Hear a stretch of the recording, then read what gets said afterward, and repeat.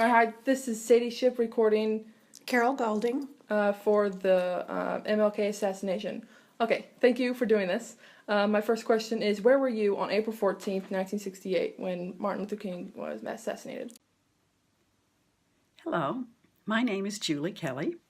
I want to thank you for inviting me to be part of your discussion and for asking me my opinions and my memories about that day, April 4th, 1968, when Martin Luther King was assassinated. On that day, in April 4th, my husband and I were living in a small apartment in a suburb of Kansas City, Missouri, by the name of Shawnee Mission, Kansas. That day is very memorable to me because we were expecting our firstborn child on that day, and he was already 2 days late, so we were getting a little anxious for his arrival. We decided that we would take a trip over to the hospital on the Kansas City, Missouri side, which is about a 45-minute drive. So we got in the car and started that way. Immediately we noticed that there was very little traffic in our neighborhood. Normally there are quite a few people out and about. It's a small subdivision, but mostly middle-class white people working with young children, and so there were a lot of activity just going here and there. And there was a small shopping center nearby too. But we noticed right away there just seemed to be not very many people around. But as we approached closer to the Kansas City, Missouri side, which is more the metropolitan area and near the hospital, there was a great deal of traffic and congestion and even several policemen around. So we stopped and asked what was going on, and that is how we learned about the assassination of Martin Luther King. My most vivid memories, though, and probably what stayed with me the longest, came 4 days later on April 9th. On that day, I was admitted to Research Hospital in Kansas City, Missouri, where I gave birth to our firstborn child, Robert James Kelley. I mention here now that the majority of the support staff, the nurses especially, and people who help care for us after childbirth, most of those were black. And black was preferred. That was a preferred terminology then, as now it's African American. Also at that time, newborns were not allowed to stay or not kept with the mother in the room. They were taken to a nursery down the hall and around the corner. So we didn't have our babies with us very often. They just brought them to us throughout the day. I didn't have a private room or a semi-private room. I was actually in with 7 other people, so we were in kind of a ward after giving childbirth, and we could hear each other talking. Even though we had some curtains around, we could hear everything. I could hear everybody around me talking, and they were very concerned about the fact that our children, all of us were white, so we had all these little white newborn babies who were being taken care of by the black nurses and out of our sight, and so some people were obviously anxious about that.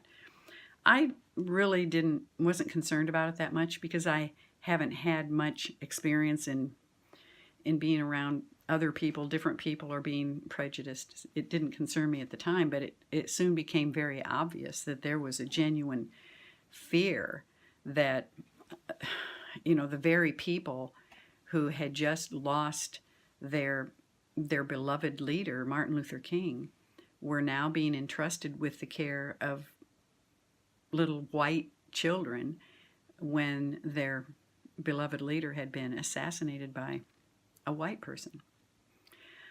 But I'm happy to report that there were no incidences, and so we all returned home with our healthy children, very happy and without any problems at all.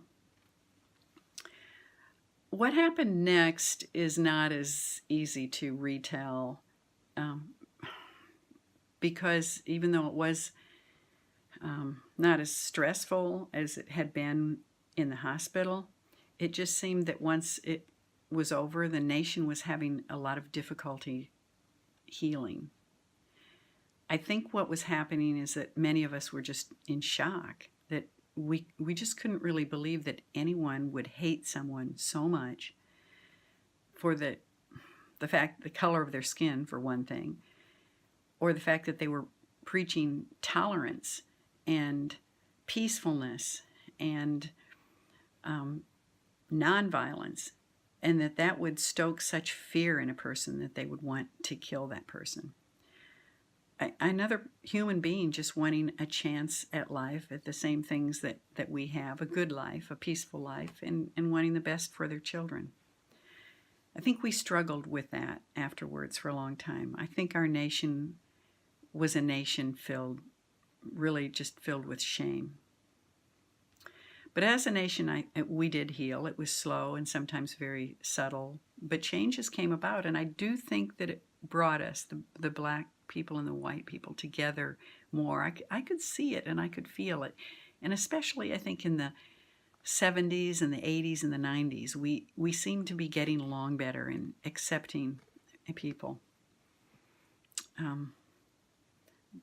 But I'm afraid to say that now I feel we're regressing back to the time of Martin Luther King. I'm concerned because I think that as a nation right now, we are allowing speeches of hatred and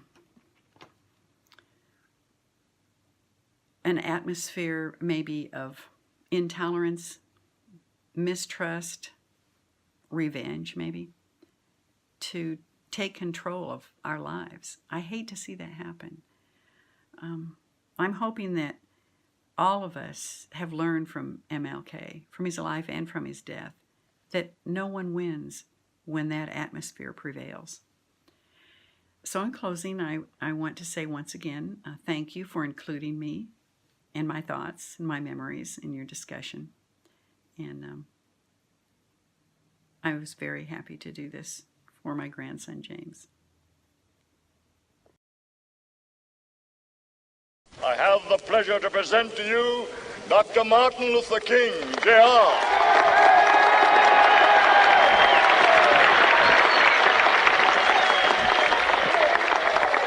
I am happy to join with you today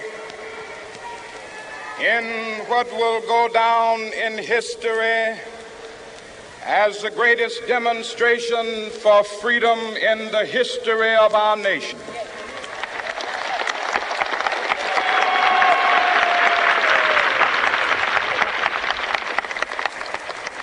Five score years ago,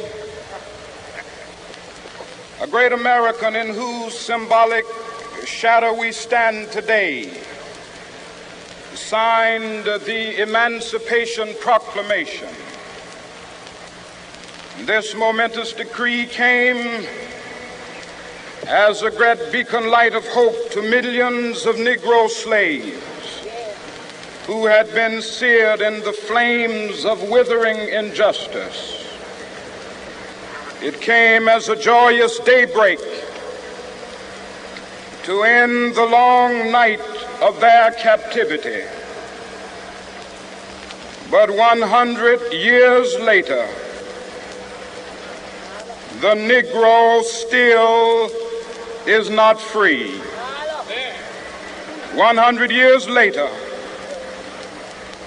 the life of the Negro is still sadly crippled by the manacles of segregation and the chains of discrimination.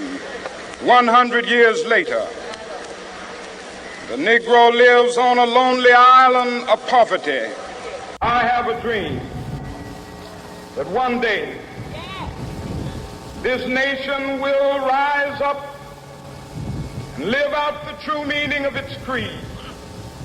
We hold these truths to be self-evident, that all men are created equal.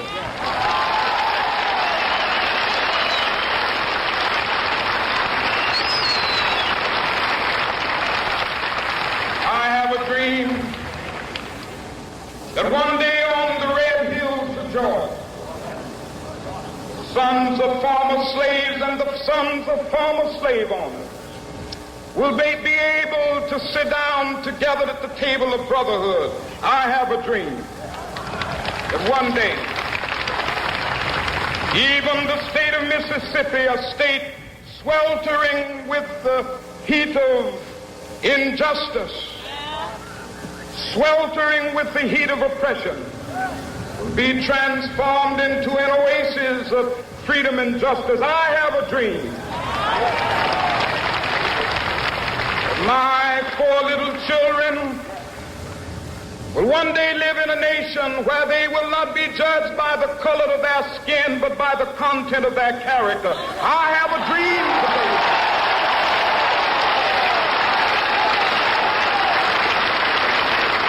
I have a dream that one day, down in Alabama, with its vicious racists, with its governor having his lips dripping with the words of interposition and nullification. One day right there in Alabama, little black boys and black girls will be able to join hands with little white boys and white girls as sisters and brothers. I have a dream today.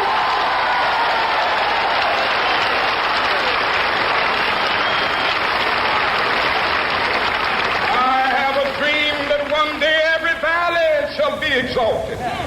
And every hill and mountain shall be made low, the rough places will be made plain, and the crooked places will be made straight, and the glory of the Lord shall be revealed, and all flesh shall see it together. This is our hope. This is the faith that I go back to the South with. With this faith, we will be able to hew out of the mountain of despair a stone of hope. With this faith, we will be able to transform the jangling discords of our nation into a beautiful symphony of brotherhood. With this faith, we will be able to work together, to pray together, to struggle together, to go to jail together, to stand up for freedom together, knowing that we will be free one day.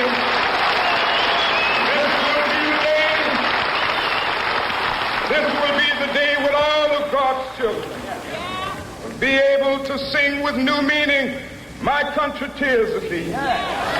Sweet land of liberty, of thee I sing. Land where my fathers died, land of the pilgrim's pride. From every mountainside, let freedom ring. And if America is to be a great nation, this must become true. And so let freedom ring. From the prodigious hilltops of New Hampshire, let freedom ring. From the mighty mountains of New York, let freedom ring. From the heightening Alleghenies of Pennsylvania, let freedom ring. From the snow-capped Rockies of Colorado, let freedom ring. From the curvaceous slopes of California. But not only that, let freedom ring from Stone Mountain of Georgia. Let freedom ring from Lookout Mountain of Tennessee. Let freedom ring from every hill and molehill of Mississippi, from every mountainside. Let freedom ring, and when it happens, when we allow freedom ring, when we let it ring from every village and every hamlet, from every state and every city, we will be able to speed up that day when all of God's children, black men and white men, Jews and Gentiles, Protestants and Catholics, will be able to join hands and sing in the words of the old Negro spiritual, free at last.